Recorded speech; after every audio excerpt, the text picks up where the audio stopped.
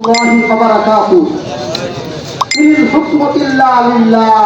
صدق الله مولانا العظيم উপস্থিত আছেন বাংলাদেশ জামায়াত ইসলামী ইসলামপুর উপজেলা শাখার সম্মানিত আমির জনাব রাশেদুজ্জামান স্যার, আজকের এই মিটিংয়ের প্রধান অতিথি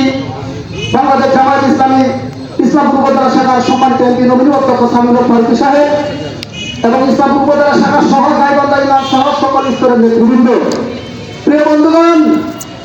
আল্লাহ রাব্বুল আলামিন পবিত্র কালামে হাকিমের মধ্যে ইরশাদ করেন, ইনিল হুকমু ইল্লা লিল্লাহ। আল্লাহ তাআলা জমিন সৃষ্টি করেছেন,